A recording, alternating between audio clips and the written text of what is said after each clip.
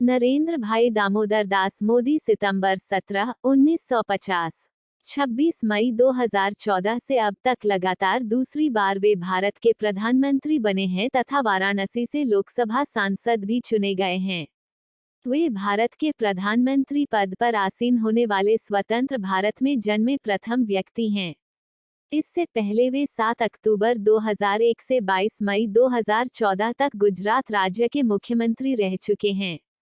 Modi Bharatiya Janata party Bhajpa एवं राष्ट्रीय Swayamsevak Sangh RSS के सदस्य हैं। वडनगर के एक गुजराती परिवार में पैदा हुए, मोदी ने अपने बचपन में चाय बेचने में अपने पिता की मदद की और बाद में अपना खुद का स्टॉल चलाया। 8 वर्ष की आयु में वे आरएसएस से जुड़े, जिसके साथ एक लंबे समय तक संबंधित रहे। स्नातक होने के बाद उन्होंने अपना घर छोड़ दिया। मोदी ने 2 साल तक भारत भर में यात्रा की और अनेकों धार्मिक केंद्रों का दौरा किया। 1969 या 1970 वे गुजरात लौटे, उसके बाद अहमदाबाद चले गए। 1971 में वह आरएसएस के लिए पूर्णकालिक कार्यकर्ता बन गए। 1975 में देश भर में आपातकाल की स्थिति के समय उन्हें कुछ समय के लिए अज्ञातवास करना पड़ा। 1985 में वे बीजेपी से जुड़े और 2001 तक पार्टी पदानुक्रम के भीतर कई पदों पर कार्य किया, जहां से वे धीरे धीरे भाजपा में सचिव के पद पर पहुंचे गए।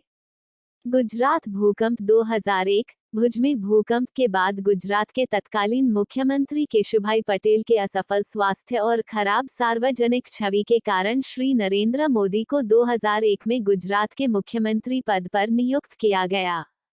श्री नरेंद्र मोदी शीघ्र ही विधानसभा के लिए चुने गए। 2002 के गुजरात दंगों में उनके प्रशासन को कठोर माना गया है। इस समय उनके संचालन की आलोचना भी हुई। हालांकि सर्वोच्च न्यायालय द्वारा नियुक्त विशेष जांच दल एसआईटी को अभियोजन पक्ष की कार्यवाही आरंभ करने के लिए कोई प्रमाण नहीं मिला। गुजरात के मुख्यमंत्री के रूप में उनकी नीतियों को आर्थिक विकास को प्रोत्साहित करने के लिए श्रेय दिया गया। वे गुजरात राज्य के 14वें मुख्यमंत्री रहे। उन्हें उनके अच्छे कामों के कारण गुजरात की जनता ने लगातार 4 बार 2001 से 2014 तक गुजरात का मुख्यमंत्री चुना। गुजरात विश्वविद्यालय से राजनीति विज्ञान में स्नातकोत्तर डिग्री प्राप्त की। श्री नरेंद्र मोदी विकास पुरुष के नाम से जाने जाते हैं और वर्तमान समय में देश के सबसे लोकप्रिय नेताओं में से हैं। टाइम पत्रिका ने मोदी को पर्सन ऑफ द ईयर 2013 के 42 उम्मीदवारों की सूची में शामिल किया है। अटल बिहारी वाजपेयी की तरह नरेंद्र मोदी एक राजनेता और कवि हैं। वे गुजराती भाषा के अलावा हिंदी में भी देश प्रेम से ओतप्रोत कविताएं लिखते हैं। उनके नेतृत्व में भारत की प्रमुख विपक्षी पार्टी भारतीय जनता पार्टी ने 2014 का लोकसभा चुनाव लड़ा और 282 सीटें जीतकर अभूतपूर्व सफलता प्राप्त की। एक सांसद के रूप में उन्होंने उत्तर प्रदेश की सांस्कृतिक नगरी वाराणसी एवं अपने गृह राज्य गुजरात के वडोदरा संसदीय क्षेत्र से चुनाव लड़ा और दोनों जगह से जीत दर्ज की। उनके राज में भारत का प्रत्यक्ष विदेशी निवेश एवं बुनियादी सुविधाओं पर खर्च तेजी से बढ़ा। उन्होंने अफसरशाही में कई सुधार किए तथा योजना आयोग को हटाकर नीति आयोग का गठन किया। इसके बाद वर्ष 2019 में भारतीय जनता पार्टी ने उनके नेतृत्व में दोबारा चुनाव लड़ा और इस बार पहले से भी ज्यादा बड़ी जीत हासिल हुई। पार्टी ने कुल 303 सीटों पर जीत हासिल की।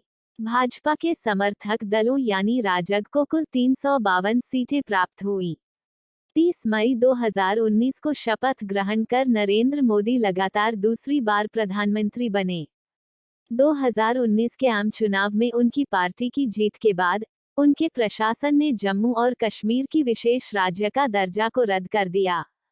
उनके प्रशासन ने नागरिकता संशोधन अधिनियम 2019 भी पेश किया, जिसके परिणामस्वरूप देश भर में व्यापक विरोध प्रदर्शन हुए। मोदी अपने हिंदू राष्ट्रवादी विश्वासों और 2002 के गुजरात दंगों के दौरान उनकी कथित भूमिका पर घरेलू और अंतर्राष्ट्रीय स्तर पर विवाद का एक आंकड़ा बना हुआ है, जिसे एक बहिष्कारवादी सामाजिक एजेंडे के प्रमाण के रूप में उद्धृत किया गया है। मोदी के कार्यकाल में भारत ने लोकतांत्रिक बैकस्लीडिंग का अनुभव किया है। निजी जीवन नरेंद्र मोदी का जन्म तत्कालीन बॉम्बे राज्य के महेसाना जिला स्थित वडनगर ग्राम में हीराबेन मोदी और दामोदर दास मूलचंद मोदी के एक मध्यम वर्गीय परिवार में 17 सितंबर 1950 को हुआ था। वह पैदा हुए 6 बच्चों में तीसरे थे। मोदी का परिवार मोद घांची तेली समुदाय से था, जिसे भारत सरकार द्वारा अन्य पिछड़ा वर्ग के रूप में वर्गीकृत किया जाता है। वह पूर्णतः शाकाहारी हैं। भारत पाकिस्तान के बीच द्वितीय युद्ध के दौरान अपने तरुण काल में उन्होंने स्वेच्छा से रेलवे स्टेशनों पर सफर कर रहे सैनिकों की सेवा की। युवावस्था में वह छात्र संगठन अखिल भारतीय विद्यार्थी परिषद में शामिल हुए। उन्होंने साथ ही साथ भ्रष्टाचार विरोधी नवनिर्माण आंदोलन में हिस्सा लिया। एक पूर्णकालिक आयोजक के रूप में कार्य करने के पश्चात उन्हें भारतीय जनता पार्टी में संगठन का प्रतिनिधि मनोनीत किया गया। किशोरावस्था में अपने भाई के साथ एक चाय की दुकान चला चुके मोदी ने अपनी स्कूली शिक्षा वडंगा में पूरी की। उन्होंने आरएसएस के प्रचारक रहते हुए 1980 में गुजरात विश्वविद्यालय से राजनीति विज्ञान में स्नातकोत्तर परीक्षा दी और विज्ञान स्नातकोत्तर की डिग्री प्राप्त की। अपने माता पिता की कुल 6 संतानों में तीसरे पुत्र नरेंद्र ने बचपन में रेलवे स्टेशन पर चाय बेचने में अपने पिता का भी हाथ बटाया। बड़नगर के ही एक स्कूल मास्टर के अनुसार नरेंद्र हालांकि एक औसत दर्जे का छात्र था, लेकिन वाद विवाद और नाटक प्रतियोगिताओं में उसकी बेहद रुचि थी। इसके अलावा उसकी रुचि राजनीतिक विषयों पर नई नई परियोजनाएं प्रारंभ करने की भी थी। 13 वर्ष की आयु में नरेंद्र की सगाई जसोदाबेन चमनलाल के साथ कर दी गई और जब उनका विवाह हुआ तब वह मात्र 17 वर्ष के थे। फाइनेंशियल एक्सप्रेस की एक खबर के अनुसार पति पत्नी ने कुछ वर्ष साथ रहकर बिताए, परंतु कुछ समय बाद वे दोनों एक दूसरे के लिए अजनबी हो गए क्योंकि नरेंद्र मोदी ने उनसे कुछ ऐसी ही इच्छा व्यक्त की थी, जबकि नरेंद्र मोदी के जीवनी लेखक ऐसा नहीं मानते। उनका कहना है, उन दोनों की शादी जरूर हुई परंतु वे दोनों एक साथ कभी नहीं रहे। शादी के कुछ बरसों बाद नरेंद्र मोदी ने घर त्याग दिया और एक प्रकार से उनका वैवाहिक जीवन लगभग समाप्त सा ही हो गया। पिछले 4 विधानसभा चुनावों में अपनी वैवाहिक स्थिति पर खामोश रहने के बाद नरेंद्र मोदी ने कहा कि अविवाहित रहने की जानकारी देकर उन्होंने कोई पाप नहीं किया। नरेंद्र मोदी के मुताबिक एक शादीशुदा के मुकाबले अविवाहित व्यक्ति भ्रष्टाचार के खिलाफ जोरदार तरीके से लड़ सकता है क्योंकि उसे अपनी पत्नी, परिवार व बाल बच्चों की कोई चिंता नहीं रहती। हालांकि नरेंद्र मोदी ने शपथ पत्र प्रस्तुत कर जसोदाबेन को अपनी पत्नी स्वीकार किया है। प्रारंभिक सक्रियता और राजनीति। एक वयस्क के रूप में मोदी की पहली ज्ञात राजनीतिक गतिविधि 1971 में थी जब वे अटल बिहारी वाजपेयी की अगुवाई में दिल्ली में भारतीय जनसंघ के सत्याग्रह में शामिल हुए ताकि युद्ध के मैदान में प्रवेश किया जा सके। लेकिन इंदिरा गांधी की अगुवाई में केंद्र सरकार ने मुक्तिवाहिनी को खुला समर्थन नहीं दिया और मोदी को थोड़े समय के लिए तिहाड़ जेल में डाल दिया गया। नरेंद्र जब विश्वविद्यालय के छात्र थे तभी से वे राष्ट्रीय स्वयंसेवक संघ की शाखा में नियमित जाने लगे थे। इस प्रकार उनका जीवन संघ के एक निष्ठावान प्रचारक के रूप में प्रारंभ हुआ। उन्होंने शुरुआती जीवन से ही राजनीतिक सक्रियता दिखलाई और भारतीय जनता पार्टी का जनाधार मजबूत करने में प्रमुख भूमिका निभाई। गुजरात में शंकर सिंह वाघेला का जनाधार मजबूत बनाने में नरेंद्र मोदी की ही रणनीति थी। अप्रैल 1990 में जब केंद्र में मिली जुली सरकारों का दौर शुरू हुआ, मोदी की मेहनत रंग लाई जब गुजरात में 1995 के विधानसभा चुनावों में भारतीय जनता पार्टी ने अपने बलबूते 2/3 बहुमत प्राप्त कर सरकार बना ली। इसी दौरान 2 राष्ट्रीय घटनाएं और इस देश में घटीं।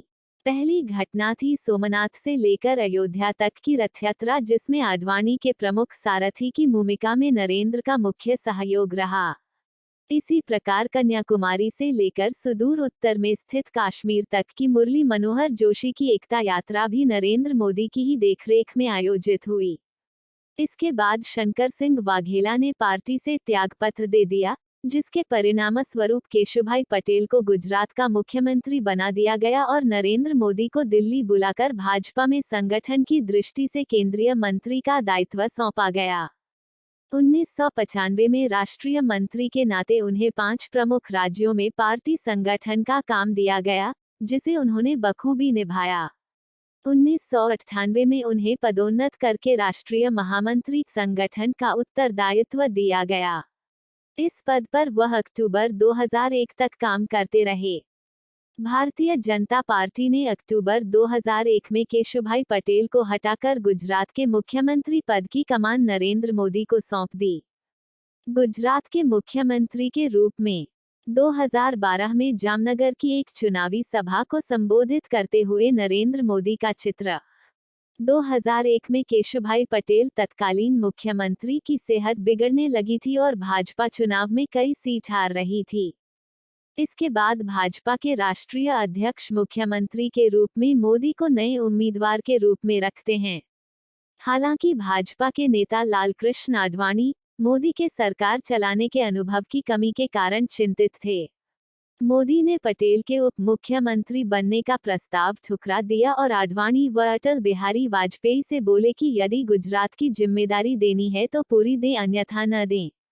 3 अक्टूबर 2001 को ये केशुभाई पटेल के जगह गुजरात के मुख्यमंत्री बने। इसके साथ ही उन पर दिसंबर 2002 में होने वाले चुनाव की पूरी जिम्मेदारी भी थी। 2001-02 नरेंद्र मोदी ने मुख्यमंत्री का अपना पहला कार्यकाल 7 अक्टूबर 2001 से शुरू किया। इसके बाद मोदी ने राजकोट विधानसभा चुनाव लड़ा, जिसमें कांग्रेस पार्टी के अश्विन मेहता को 14,728 मतों से हराया था। नरेंद्र मोदी अपनी विशिष्ट जीवन शैली के लिए समूचे राजनीतिक हलकों में जाने जाते हैं। उनके व्यक्तिगत स्टाफ में केवल 3 ही लोग रहते हैं, कोई भारी भरकम अमला नहीं होता। लेकिन कर्मयोगी की तरह जीवन जीने वाले मोदी के स्वभाव से सभी परिचित हैं, इस नाते उन्हें अपने कामकाज को अमली जामा पहनाने में कोई दिक्कत पेश नहीं आती। उन्होंने गुजरात में कई ऐसे हिंदू मंदिरों को भी ध्वस्त करवाने में कभी कोई कोताही नहीं बरती जो सरकारी कानून कायदों के मुताबिक नहीं बने थे। हालांकि इसके लिए उन्हें विश्व हिंदू परिषद जैसे संगठनों का कोपभाजन भी बनना पड़ा, परंतु उन्होंने इसकी रत्ती भर भी परवाह नहीं की, जो उन्हें उचित लगा करते रहे। वे एक लोकप्रिय वक्ता हैं, जिन्हें सुनने के लिए बहुत भारी संख्या में श्रोता आज भी पहुंचते हैं। कुर्ता पायजामा व सदरी के अतिरिक्त वे कभी कभार सूट भी पहन लेते हैं। अपनी मातृभाषा गुजराती के अतिरिक्त वो हिंदी में ही बोलते हैं। मोदी के नेतृत्व में 2012 में हुए गुजरात विधानसभा चुनाव में भारतीय जनता पार्टी ने स्पष्ट बहुमत प्राप्त किया। भाजपा को इस बार 115 सीटें मिली। गुजरात के विकास की योजनाएं। सरदार सरोवर बांध सन 2006 में मुख्यमंत्री के रूप में नरेंद्र मोदी ने गुजरात के विकास के लिए जो महत्वपूर्ण योजनाएं प्रारंभ की व उन्हें क्रियान्वित कराया, उनका संक्षिप्त विवरण इस प्रकार है। पंचामृत योजना, राज्य के एकीकृत विकास की पंचायामी योजना। सुजलाम सुफलाम, राज्य में जल स्रोतों का उचित व समेकित उपयोग, जिससे जल की बर्बादी को रोका जा सके। कृषि महोत्सव, उपजाऊ भूमि के लिए शोध प्रयोगशालाएं। चिरंजीवी योजना, नवजात शिशु की मृत्यु दर में कमी लाने हेतु। मातृ वंदना, जच्चा बच्चा के स्वास्थ्य की रक्षा हेतु। बेटी बचाओ, भ्रूण हत्या व लिंगानुपात पर अंकुश हेतु। ज्योतिग्राम योजना, प्रत्येक गांव में बिजली पहुंचाने हेतु। कर्मयोगी अभियान, सरकारी कर्मचारियों में अपने कर्तव्य के प्रति निष्ठा जगाने हेतु। कन्या कलावाणी योजना, महिला साक्षरता व शिक्षा के प्रति जागरूकता। बाल भोग योजना, निर्धन छात्रों को विद्यालय में दोपहर का भोजन। मोदी का वनबंधु विकास कार्यक्रम। उपरोक्त विकास योजनाओं के अतिरिक्त मोदी ने आदिवासी व वनवासी क्षेत्र के विकास हेतु गुजरात राज्य में वनबंधु विकास हेतु एक अन्य 10 सूत्री कार्यक्रम भी चला रखा है, जिसके सभी 10 सूत्र निम्नवत हैं। 1. 5 लाख परिवारों को रोजगार। 2. उच्चतर शिक्षा की गुणवत्ता। 3. आर्थिक विकास। 4. स्वास्थ्य। 5. आवास। 6. साफ स्वच्छ पेयजल। 7. सिंचाई। 8. समग्र विद्युतीकरण। 9. प्रत्येक मौसम में सड़क मार्ग की उपलब्धता। 10. शहरी विकास। श्यामजी कृष्ण वर्मा की अस्थियों का भारत में संरक्षण। नरेंद्र मोदी ने प्रखर देशभक्त एवं आर्य समाज के संस्थापक स्वामी दयानंद सरस्वती के शिष्य श्यामजी कृष्ण वर्मा व उनकी पत्नी भानुमति की अस्थियों को भारत की स्वतंत्रता के 55 वर्ष बाद 22 अगस्त 2003 को स्विस सरकार से अनुरोध करके जिनेवा से स्वदेश वापस मंगाया। 69 और मांडवी श्यामजी के जन्म स्थान में क्रांति तीर्थ के नाम से एक पर्यटन स्थल बनाकर उसमें उनकी स्मृति को संरक्षण प्रदान किया। मोदी द्वारा 13 दिसंबर 2010 को राष्ट्र को समर्पित इस क्रांति तीर्थ को देखने दूर दूर से पर्यटक गुजरात आते हैं। गुजरात सरकार का पर्यटन विभाग इसकी देखरेख करता है। आतंकवाद। 18 जुलाई 2006 को मोदी ने एक भाषण में आतंकवाद निरोधक अधिनियम जैसे आतंकवाद विरोधी विधान लाने के विरुद्ध उनकी अनिच्छा को लेकर भारतीय प्रधानमंत्री मनमोहन सिंह की आलोचना की। मुंबई की उपनगरीय रेलों में हुए बम विस्फोटों के मद्देनजर उन्होंने केंद्र सरकार से राज्यों को सख्त कानून लागू करने के लिए सशक्त करने की मांग की। उनके शब्दों में, आतंकवाद युद्ध से भी बदतर है। एक आतंकवादी के कोई नियम नहीं होते। एक आतंकवादी तय करता है कि कब, कैसे, कहां और किसको मारना है। भारत ने युद्धों की तुलना में आतंकी हमलों में अधिक लोगों को खोया है। नरेंद्र मोदी ने कई अवसरों पर कहा था कि यदि भाजपा केंद्र में सत्ता में आई तो वह सन 2004 में उच्चतम न्यायालय द्वारा अफजल गुरु को फांसी दिए जाने के निर्णय का सम्मान करेगी। भारत के उच्चतम न्यायालय ने अफजल को 2001 में भारतीय संसद पर हुए हमले के लिए दोषी ठहराया था एवं 9 फरवरी 2013 को तिहाड़ जेल में उसे फांसी पर लटकाया गया।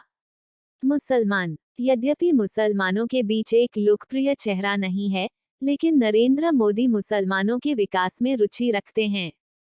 कई मुस्लिम नेताओं और विद्वानों ने 2002 के गुजरात दंगों और उनकी चरम हिंदुत्ववादी सोच में उनकी कथित भूमिका के कारण नरेंद्र मोदी की आलोचना की है। हालांकि जफर सरेशवाला जैसे कई मुस्लिम नेताओं ने उनकी और उनकी नीतियों का समर्थन किया।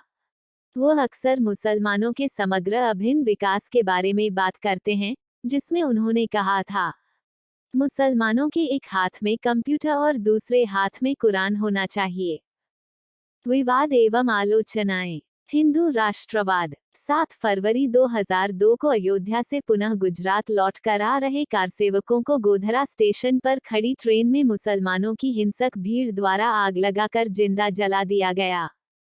इस हादसे में 59 कारसेवकों की दर्दनाक रूप से मृत्यु हो गई। रोंगटे खड़े कर देने वाली इस घटना की प्रतिक्रिया स्वरूप समूचे गुजरात में हिंदू मुस्लिम दंगे भड़क उठे। मरने वाले 1180 लोगों में अधिकांश संख्या अल्पसंख्यकों की थी। इसके लिए न्यूयॉर्क टाइम्स ने मोदी प्रशासन को जिम्मेवार ठहराया। कांग्रेस सहित अनेक विपक्षी दलों ने नरेंद्र मोदी के इस्तीफे की मांग की। मोदी ने गुजरात की 10वीं विधानसभा भंग करने की संस्तुति करते हुए राज्यपाल को अपना त्यागपत्र सौंप दिया। परिणामस्वरूप पूरे प्रदेश में राष्ट्रपति शासन लागू हो गया। राज्य में दोबारा चुनाव हुए, जिसमें भारतीय जनता पार्टी ने मोदी के नेतृत्व में विधानसभा की कुल 182 सीटों में से 127 सीटों पर जीत हासिल की। अप्रैल 2009 में भारत के उच्चतम न्यायालय ने विशेष जांच दल भेजकर यह जानना चाहा कि कहीं गुजरात के दंगों में नरेंद्र मोदी की साजिश तो नहीं। यह विशेष जांच दल दंगों में मारे गए कांग्रेसी सांसद एहसान जाफरी की विधवा जाकिया जाफरी की शिकायत पर भेजा गया था। दिसंबर 2010 में उच्चतम न्यायालय ने एसआईटी की रिपोर्ट पर यह फैसला सुनाया कि इन दंगों में नरेंद्र मोदी के खिलाफ कोई ठोस सबूत नहीं मिला है। उसके बाद फरवरी 2011 में टाइम्स ऑफ इंडिया ने यह आरोप लगाया कि रिपोर्ट में कुछ तथ्य जानबूझकर छिपाए गए हैं और सबूतों के अभाव में नरेंद्र मोदी को अपराध से मुक्त नहीं किया जा सकता। इंडियन एक्सप्रेस ने भी ये लिखा कि रिपोर्ट में मोदी के विरुद्ध साक्ष्य न मिलने की बात भले ही की हो, किंतु अपराध से मुक्त तो नहीं किया। द हिंदू में प्रकाशित एक रिपोर्ट के अनुसार नरेंद्र मोदी ने न सिर्फ इतनी भयंकर त्रासदी पर पानी फेरा, अपितु प्रतिक्रिया स्वरूप उत्पन्न गुजरात के दंगों में मुस्लिम उग्रवादियों के मारे जाने को भी उचित ठहराया। भारतीय जनता पार्टी ने मांग की कि एसआईटी की रिपोर्ट को लीक करके उसे प्रकाशित करवाने के पीछे सत्तारूढ़ कांग्रेस पार्टी का राजनीतिक स्वार्थ है। इसकी भी उच्चतम न्यायालय द्वारा जांच होनी चाहिए। सुप्रीम कोर्ट ने बिना कोई फैसला दिए अहमदाबाद के ही एक मजिस्ट्रेट को इसकी निष्पक्ष जांच करके अविलंब अपना निर्णय देने को कहा। अप्रैल 2012 में एक अन्य विशेष जांच दल ने फिर ये बात दोहराई कि यह बात तो सच है कि ये दंगे भीषण थे, परंतु नरेंद्र मोदी का इन दंगों में कोई भी प्रत्यक्ष हाथ नहीं। 7 मई 2012 को उच्चतम न्यायालय द्वारा नियुक्त विशेष जज राजू रामचंद्रन ने ये रिपोर्ट पेश की कि गुजरात के दंगों के लिए नरेंद्र मोदी पर भारतीय दंड संहिता की धारा 153(1) क व ख 153(b)(1) 166 तथा 505(2) के अंतर्गत विभिन्न समुदायों के बीच वैमनस्य की भावना फैलाने के अपराध में दंडित किया जा सकता है। हालांकि रामचंद्रन की इस रिपोर्ट पर विशेष जांच दल S0I0T0 ने आलोचना करते हुए इसे दुर्भावना व पूर्वाग्रह से परिपूर्ण एक दस्तावेज बताया। 26 जुलाई 2012 को नई दुनिया के संपादक शाहिद सिद्दीकी को दिए गए एक इंटरव्यू में नरेंद्र मोदी ने साफ शब्दों में कहा, 2004 में मैं पहले भी कह चुका हूं, 2002 के सांप्रदायिक दंगों के लिए मैं क्यों माफी मांगूं? यदि मेरी सरकार ने ऐसा किया है तो उसके लिए मुझे सरेआम फांसी दे देनी चाहिए। मुख्यमंत्री ने गुरुवार को नई दुनिया से फिर कहा, अगर मोदी ने अपराध किया है तो उसे फांसी पर लटका दो।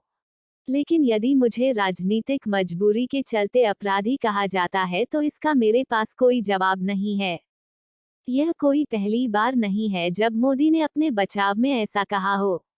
वे इसके पहले भी ये तर्क देते रहे हैं कि गुजरात में और कब तक गुजरे जमाने को लिए बैठे रहोगे। ये क्यों नहीं देखते कि पिछले एक दशक में गुजरात ने कितनी तरक्की की? इससे मुस्लिम समुदाय को भी तो फायदा पहुंचा है। लेकिन जब केंद्रीय कानून मंत्री सलमान खुर्शीद से इस बाबत पूछा गया तो उन्होंने दो टूक जवाब दिया, पिछले 12 वर्षों में यदि एक बार भी गुजरात के मुख्यमंत्री के खिलाफ FIR दर्ज नहीं हुई तो आप उन्हें कैसे अपराधी ठहरा सकते हैं? उन्हें कौन फांसी देने जा रहा है? बाबरी मस्जिद के लिए पिछले 45 सालों से कानूनी लड़ाई लड़ रहे 92 वर्षीय मोहम्मद हाशिम अंसारी के मुताबिक भाजपा में प्रधानमंत्री पद के उम्मीदवार नरेंद्र मोदी के प्रांत गुजरात में सभी मुसलमान खुशहाल और समृद्ध हैं, जबकि इसके उलट कांग्रेस हमेशा मुस्लिमों में मोदी का भय पैदा करती रहती है। सितंबर 2014 की भारत यात्रा के दौरान ऑस्ट्रेलिया के प्रधानमंत्री टोनी एबॉट ने कहा कि नरेंद्र मोदी को 2002 के दंगों के लिए गुजरात के मुख्यमंत्री के तौर पर जिम्मेदार नहीं ठहराना चाहिए, क्योंकि वह उस समय मात्र एक पीठासीन अधिकारी थे जो अनगिनत जांचों में पाक साफ साबित हो चुके हैं। कमजोर अर्थव्यवस्था। नरेंद्र मोदी की सरकार अच्छी आर्थिक वृद्धि के लिए जानी जाती है, लेकिन 2018 से GST और 2017 के विमुद्रीकरण जैसे कदमों के कारण मोदी सरकार के अधीन अर्थव्यवस्था कम रही है। 2014 लोकसभा चुनाव। प्रधानमंत्री पद के उम्मीदवार। गोवा में भाजपा कार्यसमिति द्वारा नरेंद्र मोदी को 2014 के लोकसभा चुनाव अभियान की कमान सौंपी गई थी। 13 सितंबर 2013 को हुई संसदीय बोर्ड की बैठक में आगामी लोकसभा चुनावों के लिए प्रधानमंत्री पद का उम्मीदवार घोषित कर दिया गया। इस अवसर पर पार्टी के शीर्षस्थ नेता लालकृष्ण आडवाणी मौजूद नहीं रहे और पार्टी अध्यक्ष राजनाथ सिंह ने इसकी घोषणा की।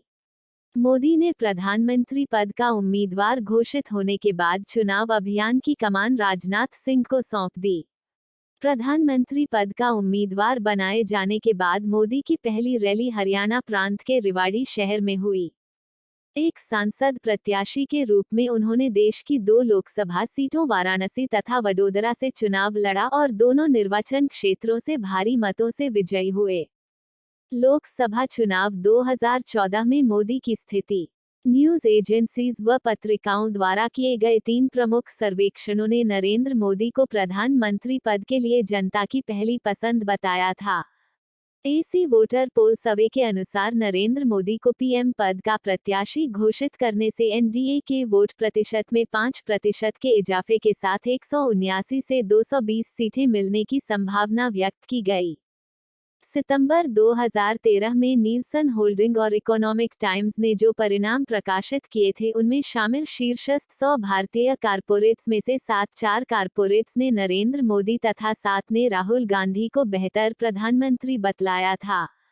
नोबेल पुरस्कार विजेता अर्थशास्त्री अमर्त्य सेन मोदी को बेहतर प्रधानमंत्री नहीं मानते, ऐसा उन्होंने एक इंटरव्यू में कहा था। उनके विचार से मुस्लिमों में उनकी स्वीकार्यता संदिग्ध हो सकती है, जबकि जगदीश भगवती और अरविंद पांगड़िया को मोदी का अर्थशास्त्र बेहतर लगता है। योग गुरु स्वामी रामदेव व मुरारी बापू जैसे कथावाचक ने नरेंद्र मोदी का समर्थन किया। पार्टी की ओर से पीएम प्रत्याशी घोषित किए जाने के बाद नरेंद्र मोदी ने पूरे भारत का भ्रमण किया। इस दौरान 3 लाख किलोमीटर की यात्रा कर पूरे देश में 439 बड़ी चुनावी रैलियां, 3D सभाएं व चाय पर चर्चा आदि को मिलाकर कुल 5,829 कार्यक्रम किए। चुनाव अभियान की शुरुआत उन्होंने 26 मार्च 2014 को मां वैष्णो देवी के आशीर्वाद के साथ जम्मू से की और समापन मंगल पांडे की जन्मभूमि बलिया में किया। स्वतंत्रता प्राप्ति के पश्चात भारत की जनता ने एक अद्भुत चुनाव प्रचार देखा। यही नहीं, नरेंद्र मोदी के नेतृत्व में भारतीय जनता पार्टी ने 2014 के चुनावों में अभूतपूर्व सफलता भी प्राप्त की। परिणाम: चुनाव में जहां राष्ट्रीय जनतांत्रिक गठबंधन 336 सीटें जीतकर सबसे बड़े संसदीय दल के रूप में उभरा, वहीं अकेले भारतीय जनता पार्टी ने 282 सीटों पर विजय प्राप्त की। कांग्रेस केवल 44 सीटों पर सिमट कर रह गई और उसके गठबंधन को केवल 59 सीटों से ही संतोष करना पड़ा। नरेंद्र मोदी स्वतंत्र भारत में जन्म लेने वाले ऐसे व्यक्ति हैं जो सन 2001 से 2014 तक लगभग 13 साल गुजरात के 14वें मुख्यमंत्री रहे और भारत के 14वें प्रधानमंत्री बने। एक ऐतिहासिक तथ्य ये भी है कि नेता प्रतिपक्ष के चुनाव हेतु विपक्ष को एकजुट होना पड़ेगा, क्योंकि किसी भी एक दल ने कुल लोकसभा सीटों के 10% का आंकड़ा ही नहीं छुआ। भाजपा संसदीय दल के नेता निर्वाचित। 20 मई 2014 को संसद भवन में भारतीय जनता पार्टी द्वारा आयोजित भाजपा संसदीय दल एवं सहयोगी दलों की एक संयुक्त बैठक में जब लोग प्रवेश कर रहे थे तो नरेंद्र मोदी ने प्रवेश करने से पूर्व संसद भवन को ठीक वैसे ही जमीन पर झुककर प्रणाम किया जैसे किसी पवित्र मंदिर में श्रद्धालु प्रणाम करते हैं। संसद भवन के इतिहास में उन्होंने ऐसा करके समस्त सांसदों के लिए उदाहरण पेश किया। बैठक में नरेंद्र मोदी को सर्वसम्मति से न केवल भाजपा संसदीय दल अपितु एनडीए का भी नेता चुना गया। राष्ट्रपति ने नरेंद्र मोदी को भारत का 15वां प्रधानमंत्री नियुक्त करते हुए इस आशय का विधिवत पत्र सौंपा। नरेंद्र मोदी ने सोमवार 26 मई 2014 को प्रधानमंत्री पद की शपथ ली।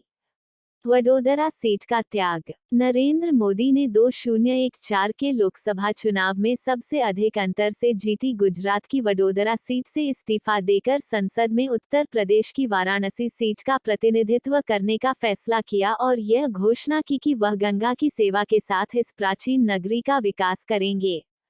प्रथम शपथ ग्रहण समारोह। नरेंद्र मोदी का 26 मई 2014 से भारत के 15वें प्रधानमंत्री का कार्यकाल राष्ट्रपति भवन के प्रांगण में आयोजित शपथ ग्रहण के पश्चात प्रारंभ हुआ।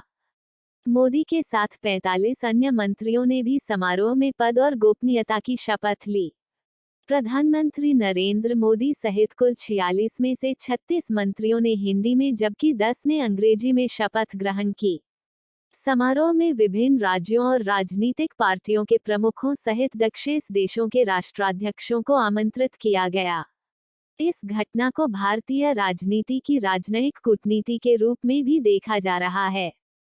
दक्षिण देशों के जिन प्रमुखों ने समारोह में भाग लिया उनके नाम इस प्रकार हैं: अफगानिस्तान राष्ट्रपति हामिद करजई, बांग्लादेश संसद की अध्यक्ष शिरीन शर्मिन चौधरी, भूटान प्रधानमंत्री शेरिंग तोबगे, मालदीव राष्ट्रपति अब्दुल्ला यामीन अब्दुल गयूम, मॉरिशस प्रधानमंत्री नवीन चंद्र रामगुलाम, नेपाल प्रधानमंत्री सुशील कोइराला, पाकिस्तान प्रधानमंत्री नवाज शरीफ, श्रीलंका प्रधानमंत्री महिंदा राजपक्षे, ऑल इंडिया अन्ना द्रविड़ मुनेत्र कड़गम अन्ना द्रमुक और राजग का घटक दल मरुमलार्ची द्रविड़ मुनेत्र कजगम एमडीएम के नेताओं ने नरेंद्र मोदी सरकार के श्रीलंकाई प्रधानमंत्री को आमंत्रित करने के फैसले की आलोचना की। एमडीएम के प्रमुख वाइको ने मोदी से मुलाकात की और निमंत्रण का निर्णय बदलवाने का प्रयास की, जबकि कांग्रेस नेता भी एमडीएम के और अन्ना द्रमुक आमंत्रण का विरोध कर रहे थे। श्रीलंका और पाकिस्तान ने भारतीय मछुआरों को रिहा किया। मोदी ने शपथ ग्रहण समारोह में आमंत्रित देशों के इस कदम का स्वागत किया। इस समारोह में भारत के सभी राज्यों के मुख्यमंत्रियों को आमंत्रित किया गया था। इनमें से कर्नाटक के मुख्यमंत्री सिद्धारमैया कांग्रेस और केरल के मुख्यमंत्री उम्मन चांडी कांग्रेस ने भाग लेने से मना कर दिया। भाजपा और कांग्रेस के बाद सबसे अधिक सीटों पर विजय प्राप्त करने वाली तमिलनाडु की मुख्यमंत्री जयललिता ने समारोह में भाग न लेने का निर्णय लिया, जबकि पश्चिम बंगाल के मुख्यमंत्री ममता बनर्जी ने अपनी जगह मुकुल रॉय और अमित मिश्रा को भेजने का निर्णय लिया। 7 नवंबर 2015 को श्रीनगर के शेर-ए कश्मीर क्रिकेट स्टेडियम में जनसभा में प्रधानमंत्री नरेंद्र मोदी, वडोदरा के एक चाय विक्रेता किरण महिदा, जिन्होंने मोदी की उम्मीदवारी प्रस्तावित की थी, को भी समारोह में आमंत्रित किया गया। अलबत्ता मोदी की मां हीराबेन और अन्य 3 भाई समारोह में उपस्थित नहीं हुए, उन्होंने घर में ही टीवी पर लाइव कार्यक्रम देखा। मंत्रिमंडल मुख्य लेख। प्रथम मोदी मंत्रिमंडल। प्रधानमंत्री नरेंद्र मोदी ने नृपेंद्र मिश्रा को अपने प्रधान सचिव और अजीत डोभाल को कार्यालय में अपने पहले सप्ताह में राष्ट्रीय सुरक्षा सलाहकार एनएसए के रूप में नियुक्त किया। उन्होंने आईएएस अधिकारी के शर्मा और भारतीय वन सेवा अधिकारी भारत लाल प्रधानमंत्री कार्यालय पीएमओ में संयुक्त सचिव के रूप में कार्यरत हैं। दोनों अधिकारी मुख्यमंत्री के रूप में अपने कार्यकाल के दौरान गुजरात में मोदी की सरकार का हिस्सा थे। 31 मई 2014 को प्रधानमंत्री मोदी ने सभी मौजूदा मंत्रियों के समूह गॉम्स और मंत्रियों के अधिकार प्राप्त समूह अगम्स को समाप्त कर दिया। पीएमओ के एक बयान में बताया गया है, ये निर्णय लेने की प्रक्रिया में तेजी लाएगा और प्रणाली में अधिक जवाबदेही की शुरुआत करेगा। मंत्रालय और विभाग अब ईजीओएम और गोम्स के समक्ष लंबित मुद्दों पर कार्रवाई करेंगे और मंत्रालयों के स्तर पर उचित निर्णय लेंगे। विभागों को ही यूपीए 2 सरकार ने अपने कार्यकाल के दौरान 68 गोम और 14 ईगोम की स्थापना की थी, जिनमें से 9 ईगोम और 21 गोम को नई सरकार द्वारा विरासत में मिली थी। भारतीय मीडिया द्वारा इस कदम को न्यूनतम सरकार अधिकतम शासन की मोदी की नीति के साथ संरेखण में बताया गया। इंडियन एक्सप्रेस ने कहा कि गॉम्स और अगम्स पिछली यूपीए सरकार के दौरान एक प्रतीक और नीतिगत पक्षाघात का एक साधन बन गए थे। टाइम्स ऑफ इंडिया ने नई सरकार के फैसले को निर्णय लेने में केंद्रीय मंत्रिमंडल के अधिकार को बहाल करने और मंत्रिस्तरीय योग्यता सुनिश्चित करने के लिए एक कदम के रूप में वर्णित किया। ग्रामीण विकास, पंचायती राज के प्रभारी और पेयजल और स्वच्छता विभागों के नए नियुक्त कैबिनेट मंत्री गोपीनाथ मुंडे की 3 जून 2014 को दिल्ली में एक कार दुर्घटना में मृत्यु हो गई। कैबिनेट मंत्री नितिन गडकरी, जो सड़क परिवहन के प्रभारी हैं, 4 जून को मुंडे के पोर्टफोलियो की देखभाल के लिए राजमार्गों और शिपिंग को सौंपा गया था। 10 जून 2014 को सरकार को नीचा दिखाने के लिए एक अन्य कदम में मोदी ने मंत्रिमंडल की 4 स्थायी समितियों को समाप्त कर दिया। उन्होंने 5 महत्वपूर्ण कैबिनेट समितियों के पुनर्गठन का भी निर्णय लिया।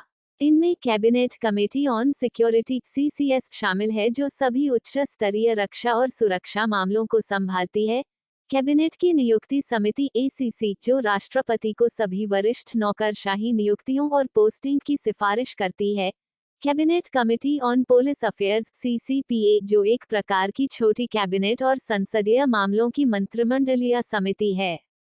प्रधानमंत्री और मंत्रिपरिषद ने अपना 5 साल का कार्यकाल पूरा होने के बाद 24 मई 2019 को राष्ट्रपति रामनाथ कोविंद को अपना इस्तीफा सौंप दिया।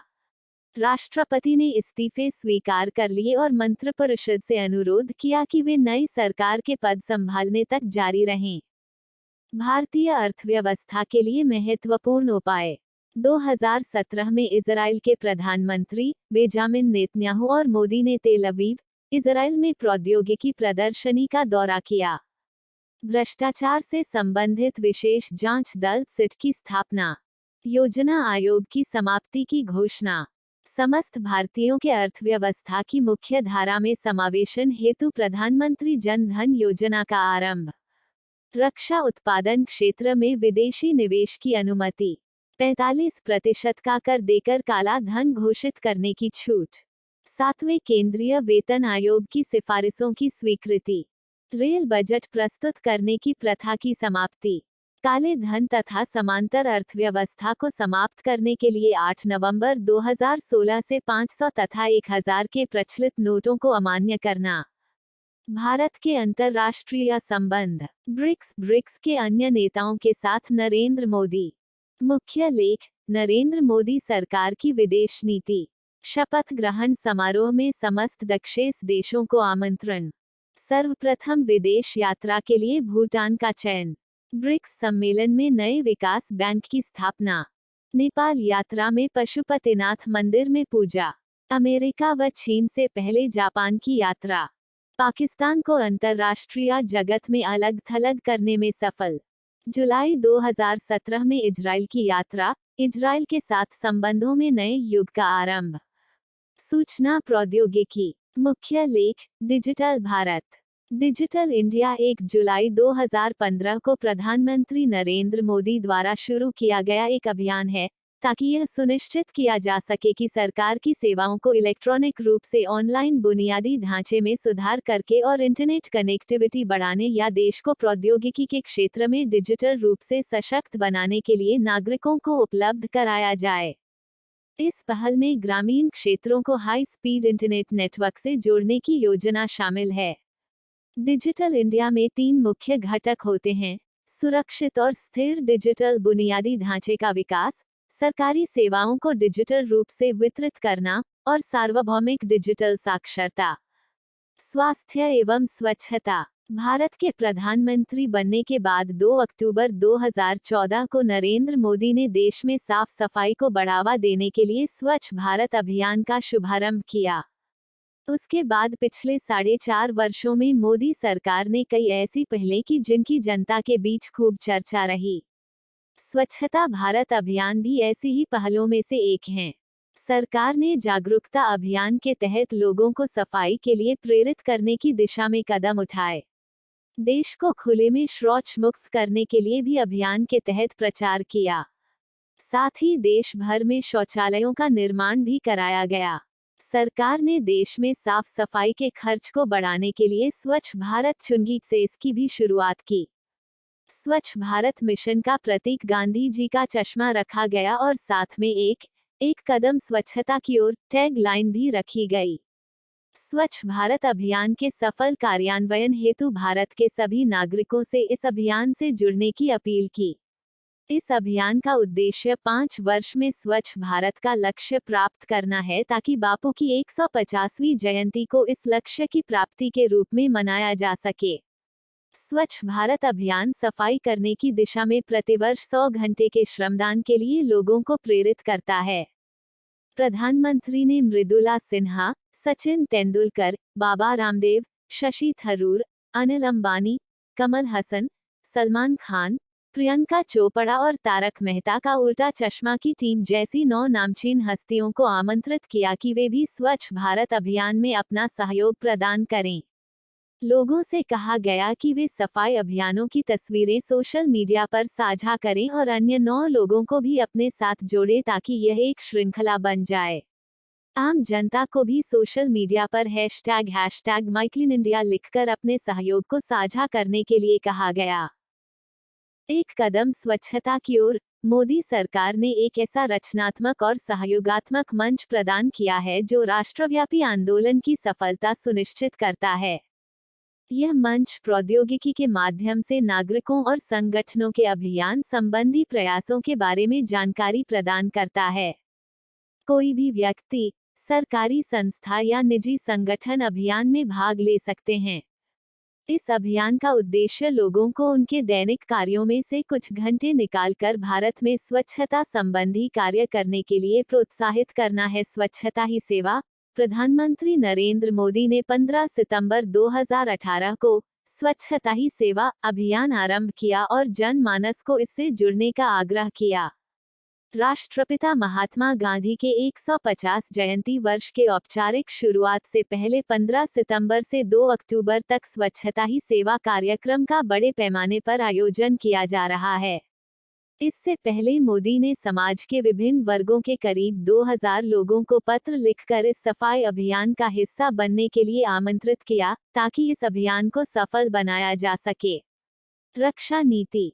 भारतीय सशस्त्र बलों को आधुनिक बनाने एवं उनका विस्तार करने के लिए मोदी के नेतृत्व वाली नई सरकार ने रक्षा पर खर्च को बढ़ा दिया है। सन 2015 में रक्षा बजट 11% बढ़ा दिया गया। सितंबर 2015 में उनकी सरकार ने समान रैंक समान pension, one rank one pension की बहुत लंबे समय से की जा रही मांग को स्वीकार कर लिया।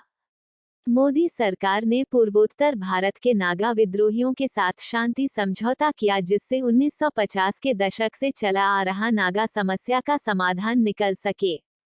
29 सितंबर 2016 को नियंत्रण रेखा के पार सर्जिकल स्ट्राइक।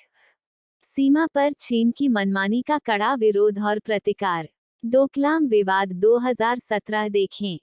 26 फरवरी 2019 को मोदी पाकिस्तान में बालाकोट आतंकवादी शिविर में हवाई हमले को अधिकृत करता है। घरेलू नीति। हजारों एनजीओ का पंजीकरण रद्द करना। अलीगढ़ मुस्लिम विश्वविद्यालय को अल्पसंख्यक विश्वविद्यालय न मानना। 3 बार तलाक कहकर तलाक देने के विरुद्ध निर्णय। जवाहरलाल नेहरू विश्वविद्यालय दिल्ली में राष्ट्रविरोधी गतिविधियों पर लगाम। आमजन से जुड़ने की मोदी की पहल। 15 अगस्त 2011 को स्कूली बच्चों से मिलते हुए। 01 दिसंबर 2014 को कोहिमा में एक उत्सव में सम्मिलित नरेंद्र मोदी। नागालैंड के मुख्यमंत्री टीआर जेलियांग भी मंच पर दिख रहे हैं। देश की आम जनता की बात जाने और उन तक अपनी बात पहुंचाने के लिए नरेंद्र मोदी ने मन की बात कार्यक्रम की शुरुआत की। इस कार्यक्रम के माध्यम से मोदी ने लोगों के विचारों को जानने की कोशिश की और साथ ही साथ उन्होंने लोगों से स्वच्छता अभियान सहित विभिन्न योजनाओं से जुड़ने की अपील की। अन्य 70 वर्ष से अधिक उम्र के सांसदों एवं विधायकों को मंत्रिपद न देने का कड़ा निर्णय। 2019 लोकसभा चुनाव। प्रधानमंत्री पद का उम्मीदवार। 13 अक्टूबर 2018 को वर्तमान प्रधानमंत्री नरेंद्र मोदी को भारतीय जनता पार्टी ने प्रधानमंत्री के रूप में फिर से नियुक्त किया था। पार्टी के मुख्य प्रचारक भाजपा के अध्यक्ष अमित शाह थे। मोदी ने आम चुनाव से पहले मैं भी चौकीदार हूं अभियान की शुरुआत की।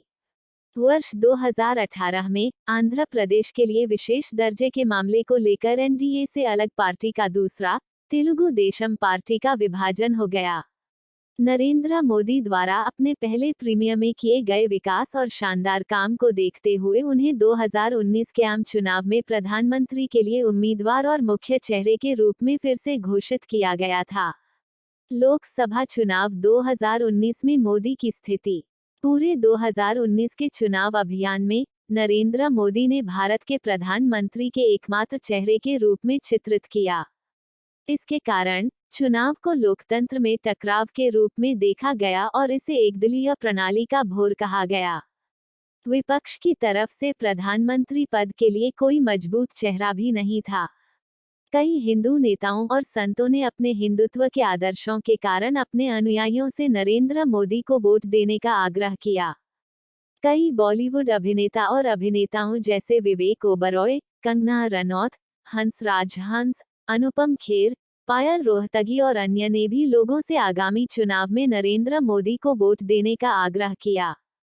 अनुराग कश्यप, नसीरुद्दीन शाह सहित बॉलीवुड के कई अभिनेताओं और अभिनेत्रियों और अन्य लोगों ने भारत में धर्मनिरपेक्षता को बचाने के लिए जनता से नरेंद्र मोदी के खिलाफ वोट करने के लिए कहा।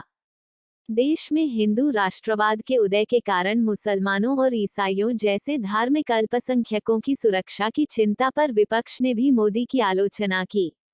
मोदी ने रक्षा की बात की और राष्ट्र सुरक्षा को चुनाव प्रचार के लिए सबसे महत्वपूर्ण विषयों में से एक के रूप में देखा गया। खासकर पुलवामा हमले के बाद और बालाकोट हवाई हमले के जवाबी हमले को मोदी प्रशासन की उपलब्धि के रूप में गिना गया। परिणाम: मोदी ने वाराणसी से उम्मीदवार के रूप में लोकसभा चुनाव लड़ा। उन्होंने समाजवादी पार्टी की शालिनी यादव को हराकर सीट जीती, जिन्होंने सपा बसपा गठबंधन को 479,505 मतों के अंतर से हराया। गठबंधन के बाद दूसरी बार चुनाव जीतने के बाद मोदी को दूसरी बार राष्ट्रीय जनतांत्रिक गठबंधन द्वारा सर्वसम्मति से प्रधानमंत्री नियुक्त किया गया। अकेले भाजपा के साथ 303 सीटें जीतकर लोकसभा में 353 सीटें हासिल की। प्रधानमंत्री का दूसरा कार्यकाल। दूसरा शपथ ग्रहण समारोह। राष्ट्रपति रामनाथ कोविंद, उपराष्ट्रपति एम वेंकैया नायडू, प्रधानमंत्री नरेंद्र मोदी और अन्य मंत्रियों के साथ राष्ट्रपति भवन में शपथ ग्रहण समारोह के बाद भारतीय जनता पार्टी के संसदीय नेता नरेंद्र मोदी ने 30 मई 2019 को भारत के 15वें प्रधानमंत्री के रूप में शपथ ग्रहण के बाद अपना कार्यकाल शुरू किया। मोदी के साथ कई अन्य मंत्रियों ने भी शपथ ली। इस समारोह को मीडिया द्वारा सभी बिम्स्टेक देशों के प्रमुखों द्वारा भाग लेने के लिए किसी भारतीय प्रधानमंत्री के शपथ ग्रहण समारोह के लिए नोट किया गया था। पीएम मोदी के शपथ ग्रहण समारोह में 8 विदेशी नेता शामिल हुए। बांग्लादेश अब्दुल हमीद, बांग्लादेश के राष्ट्रपति ने पीएम शेख हसीना की ओर से इस समारोह में भाग लिया और द्विपक्षीय संबंधों को मजबूत करने के महत्व को दोहराया। भूटान की ओर से समारोह में प्रधानमंत्री लोटे तशेरिंग ने भाग लिया। किर्गिज़स्तान किर्गिज़ गणराज्य से राष्ट्रपति और अतिथि के रूप में राष्ट्रपति सोरोनबे जेनेबकोव नेता ने एससीओ शिखर सम्मेलन के लिए मोदी को अपना निमंत्रण दोहराया, जो कि किर्गिस्तान में होने वाला है। मॉरिशस के अतिथि के रूप में पीएम प्रवीण जुगनौथ। म्यांमार के राष्ट्रपति विन मिंट ने राज्य काउंसलर दाओ आंग सान सूकी की ओर से इस समारोह में भाग लिया, जो यूरोप की यात्रा पर थीं। भारतीय विदेश मंत्रालय के प्रवक्ता रवीश कुमार ने म्यांमार को भारत की अधिनियम पूर्व नीति का स्तंभ बताया। नेपाल। इस समारोह में प्रधानमंत्री केपी शर्मा ओली ने भाग लिया। ओली ने राष्ट्रपति भंडारी द्वारा भारतीय राष्ट्रपति रामनाथ कोविंद को दिए गए निमंत्रण को स्वीकार किया। थाईलैंड। विशेष दूत ग्रिसदा बूनराच ने थाईलैंड से एक प्रतिनिधि और अतिथि के रूप में समारोह में भाग लिया। श्रीलंका के राष्ट्रपति मैत्रीपाला सिरिसेना ने इस समारोह में भाग लिया और जून में नरेंद्र मोदी को श्रीलंका की यात्रा के लिए आमंत्रित किया। ये यात्रा 7 से 9 जून के बीच निर्धारित की गई थी। सभी भारतीय राज्यों के मुख्यमंत्रियों को आमंत्रितों के बीच सूचीबद्ध किया गया था। हालांकि ओडिशा के सीएम नवीन पटनायक, छत्तीसगढ़ के सीएम भूपेश बघेल और आंध्र प्रदेश के सीएम जगन मोहन रेड्डी समारोह में शामिल नहीं हो पाए। पश्चिम बंगाल की मुख्यमंत्री ममता बनर्जी ने निमंत्रण को अस्वीकार कर दिया। इसके अलावा राहुल गांधी, सोनिया गांधी और पूर्व प्रधानमंत्रियों सहित विभिन्न विपक्षी नेताओं को आमंत्रित किया गया था। कई भारतीय व्यापारियों, खिलाड़ियों और फिल्म कलाकारों ने भी आमंत्रित मेहमानों की सूची में जगह बनाई। पश्चिम बंगाल में टीएमसी द्वारा कथित हिंसा में मारे गए भाजपा कार्यकर्ताओं के परिवारों को भी समारोह में आमंत्रित किया गया था।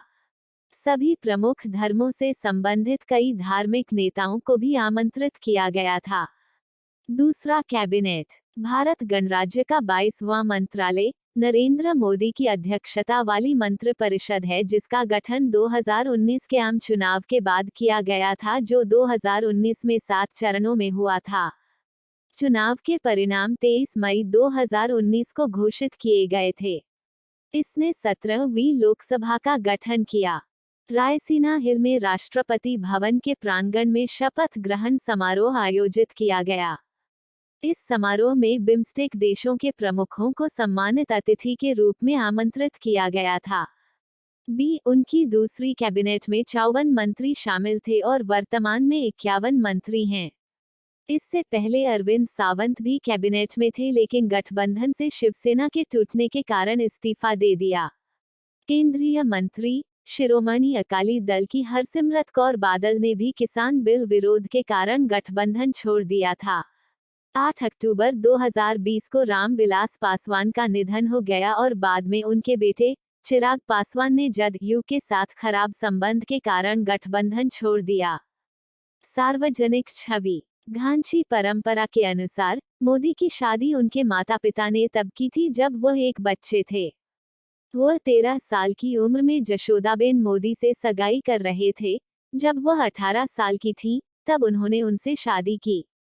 उन्होंने 2 साल का समय साथ साथ बिताया और जब मोदी हिंदू आश्रमों की यात्रा सहित 2 साल की यात्रा शुरू कर रहे थे। कथित तौर पर उनकी शादी कभी नहीं हुई थी और उन्होंने इसे गुप्त रखा क्योंकि अन्यथा वह शुद्ध राष्ट्रीय स्वयंसेवक संघ में प्रचारक उपदेशक नहीं बन सकते थे।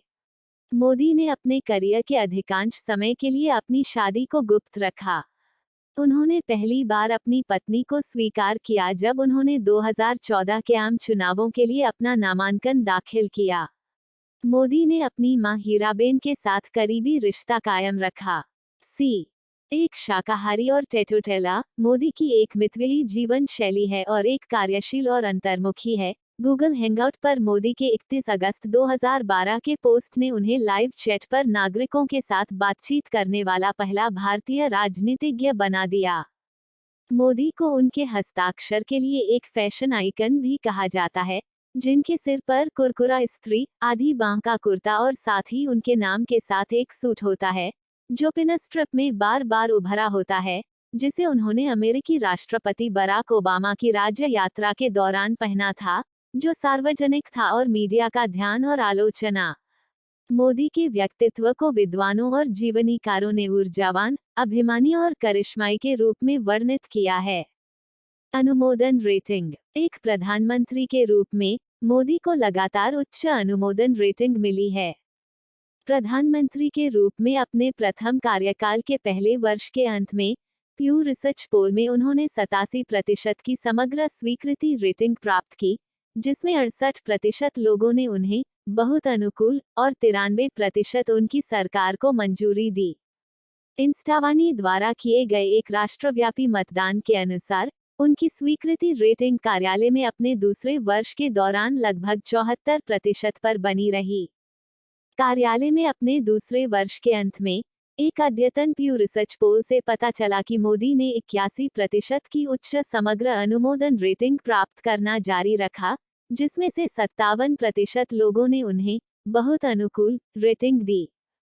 कार्यालय में अपने तीसरे वर्ष के अंत में एक और प्यू रिसर्च पोल ने मोदी को 88% की समग्र स्वीकृति रेटिंग के साथ दिखाया। उनका उच्चतम अभी तक 69% लोगों ने उन्हें बहुत अनुकूल रूप से rating the. Times of India द्वारा मई 2017 में किए गए एक सर्वेक्षण में 77% उत्तरदाताओं ने मोदी को बहुत अच्छा और अच्छा के रूप में मूल्यांकन किया। 2017 की शुरुआत में प्यू रिसर्च सेंटर के एक सर्वेक्षण ने मोदी को भारतीय राजनीति में सबसे लोकप्रिय व्यक्ति के रूप में दिखाया।